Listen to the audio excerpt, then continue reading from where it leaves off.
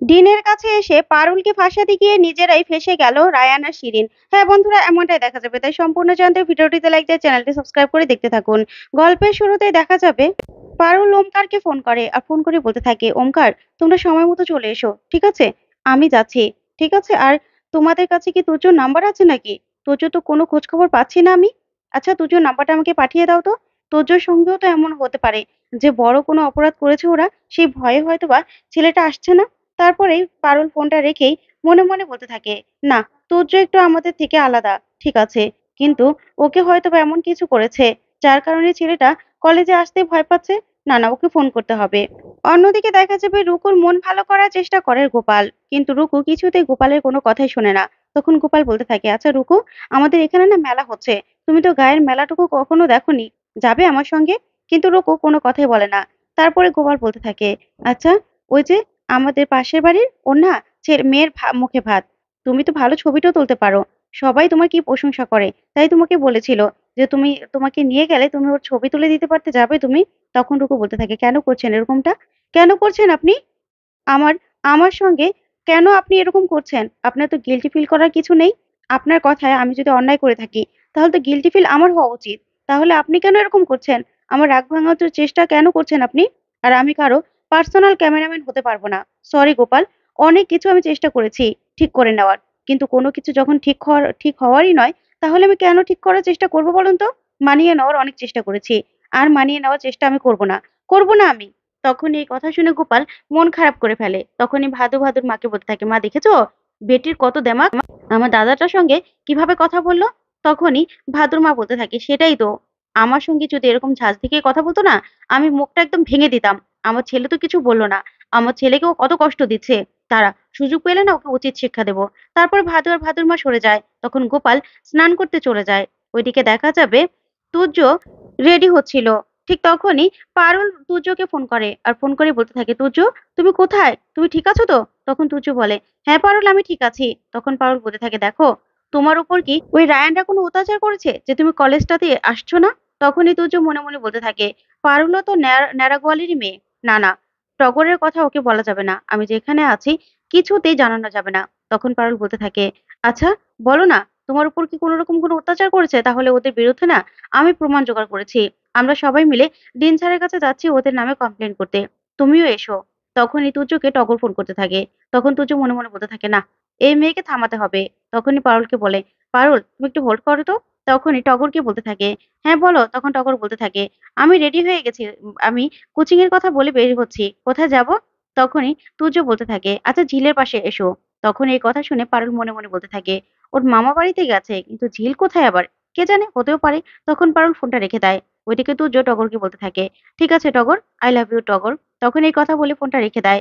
তখন তুর্য বলতে থাকে, এই টগর আরো অনেক মেয়েদেরকে আমি টাকার জন্য ফাঁসাই, কিন্তু একমাত্র পারুল তোমাকে আমি মন থেকে ভালোবেসেছি, তোমার জন্য আমি সবাইকে মেরে ফেলতে পারি, নিজেও মরে যেতে পারি। এই বলে তুর্য একা একা হাসতে থাকে।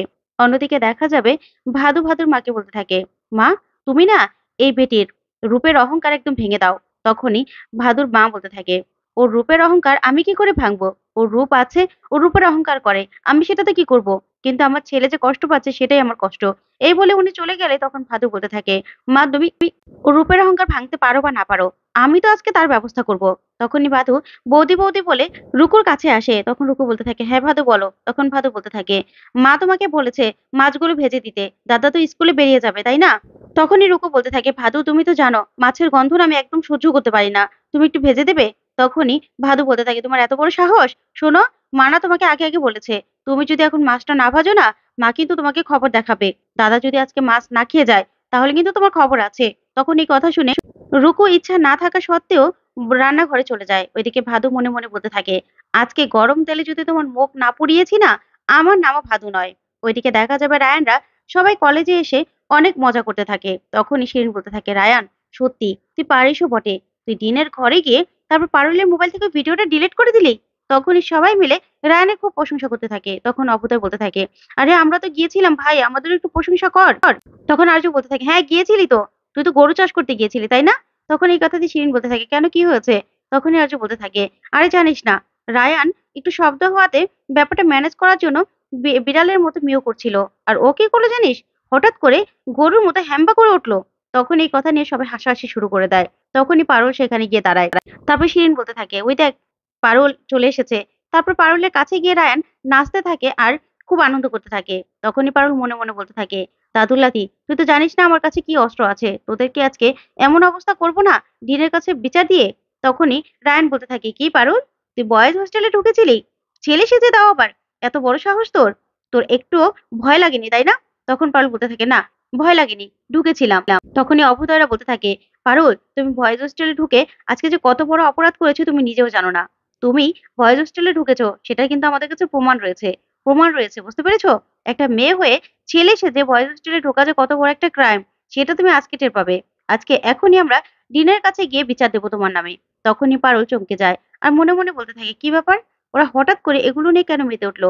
তখন রায়ন বলতে থাকে, হ্যাঁ তোর এত বড় সাহস না, আজকে দেখ তোর অবস্থা আমরা কি করি। তখনই এই বলে সবাই নাচতে নাচতে সেখান থেকে চলে যায়। তখন পারুল অবাক হয়ে তাকিয়ে থাকে। অন্যদিকে দেখা যাবে রুকু রান্নাঘরে।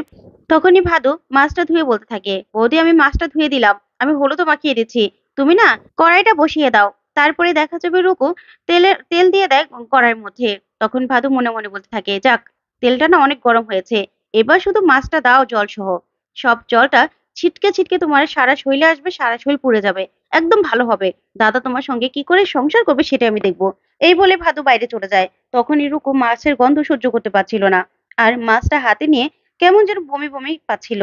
তখনই ভাদু আড়াল থেকে সবটা দেখতে থাকে আর মজা নিতে থাকে।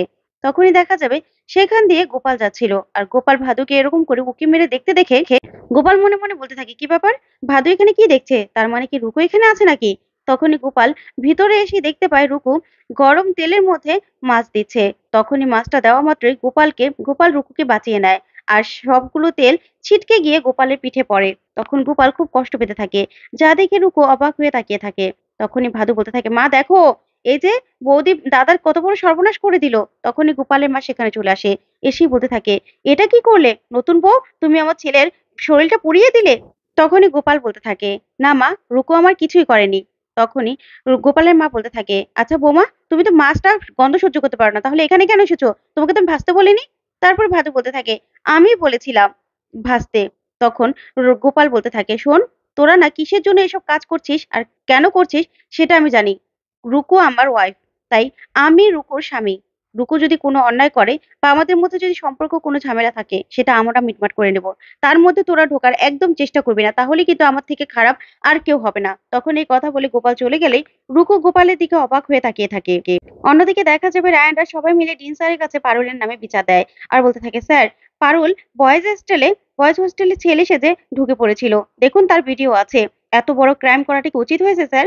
আমাদের কি মান সম্মান নেই? তখনই ডিন স্যার ভিডিওটা দেখে চমকে যায় আর মনে মনে বলতে থাকে, পারুল এত বড় একটা অন্যায় করতে পারলো? ও জানে ওকে আমি নিজের বাড়িতে রেখেছিলাম আর ওকে আমি এখানে রিজয়েনিংও করেছে, তাহলে পারুল আমার মান সম্মানটা কেন শেষ করলো? তারপরে ডিন স্যার বলতে থাকে, পারুলকে ডাকো।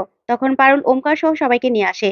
এসে বলতে থাকে, স্যার আমি ঢুকেছিলাম, আমি অন্যায় করেছি, তার জন্য আমি ক্ষমা চাচ্ছি, কিন্তু ওমকারদের উপর যে অন্যায়টা হচ্ছে সেটা কিন্তু আর সহ্য করা যাচ্ছিল না, তার জন্য ওদের বিরুদ্ধে প্রমাণ জোগাড় করতে আমি গিয়েছিলাম। তখনই টিন স্যার বলতে থাকে, আচ্ছা তোমার কাছে কি কোনো প্রমাণ রয়েছে, সেটা দেখাও, তাহলে আমি সে অনুযায়ী স্টেপ নেব, না হলে কিন্তু ওরা যে প্রমাণ দেখিয়েছে তার জন্য তোমাকে শাস্তি দিতে বাধ্য হব। ওইদিকে শিরিন বলতে থাকে, স্যার ওর কাছে কিছু নেই, ও মিথ্যে কথা বলছে, আমরা কেন ওমকারের উপর অত্যাচার করবো বলুন তো?